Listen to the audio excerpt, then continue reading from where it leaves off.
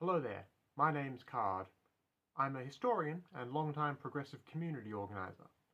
And today, I'd like to just very quickly share some simple thoughts about one of the most well-known but most misrepresented civil trials of recent history, 1994's Liebeck v. McDonald's restaurants, which you might know better as the hot coffee lawsuit. This particular case has by now gone not just thoroughly through the US legal system, but has spent almost 30 years stuck in the court of public opinion.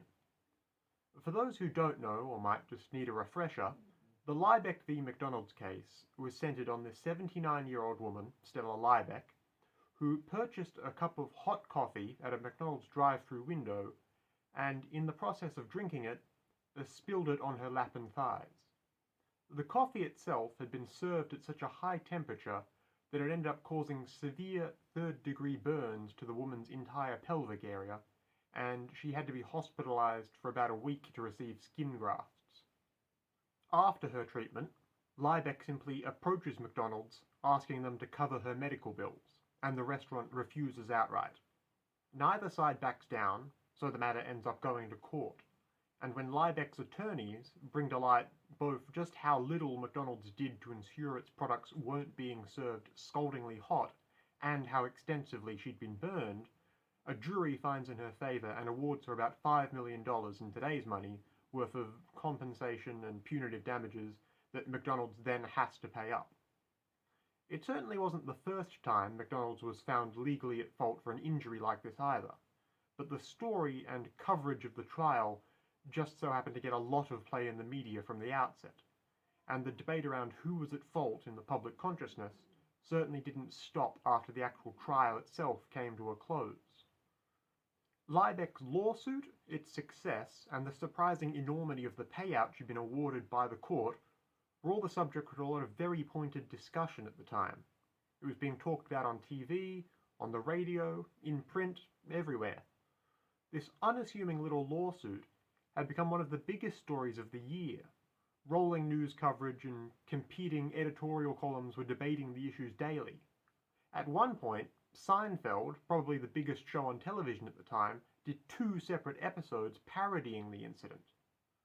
And whether it was just because of overt corporate influence, or the then emergent 24-hour alarmist news cycle, or just plain old mid-90s cynicism, the dominant narrative that began to assert itself in the popular zeitgeist was that Liebeck had gotten away with the mother of all frivolous lawsuits, and her story was pretty quickly being paraded around like a complete joke.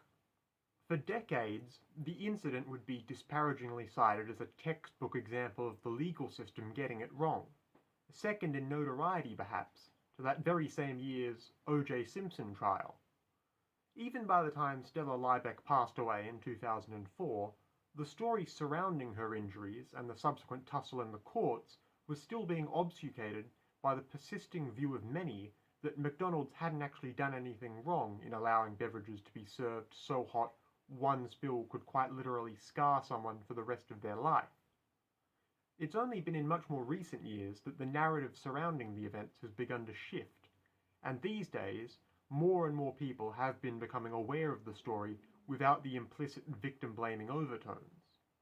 This might have been one instance in which the internet's capacity for spreading information and correcting the record has worked out just as intended, as it seems, at least to my eyes, that a few years back now it was in vogue online for quite a while to report on the fact that McDonald's really was the party at fault here. We've genuinely seen a sea change in how we talk about, at the very least, this one particular high-profile civil case. And for whichever reason it might now have eventually happened, it's fantastic. But, despite the recent renewal of interest in the lawsuit and the growing retroactive support for Liebeck, I've yet to see one particular observation made about the whole affair by anyone else yet. Consider this me getting on record what I believe to be the best possible take on the hot coffee lawsuit, and for that matter, all others like it. While McDonald's was unambiguously at fault in the Liebeck situation, I don't think that actually has any bearing on why I'd want to see them lose the case. One party here is just your regular, unassuming everyday pensioner, and the other is one of the biggest corporate entities on the planet. The fact of who was actually in the wrong in a liability suit like this has absolutely zero bearing on my preferred outcome. Even if you had a case where the plaintiff had obviously staged the whole incident, had not actually suffered any misfortune at all, and was transparently doing the whole legal process thing in the hopes of getting a quick settlement, I'd still side with them 100% of the time. Everyone loves to see an underdog win, plus, realistically, just about any international corporation deserves to be taken down a peg or two. So I'd barrack for anyone trying to wring them out of any amount of cash for even the tiniest perceived wrongdoing, regardless of whether the law or wider public opinion thought it was justified. I think any claimant willing to go up against big business and become a thorn in their side over even the most trivial thing ought to be an inspiration to us all.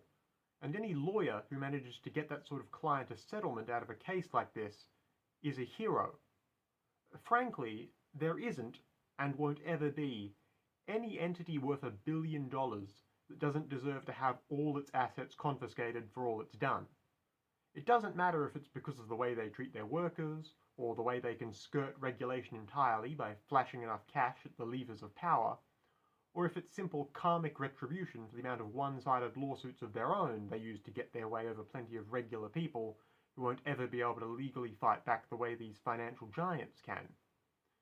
Therefore, the way I see it, those organizations are valid targets for financial dispossession by any means, any time, under any circumstances.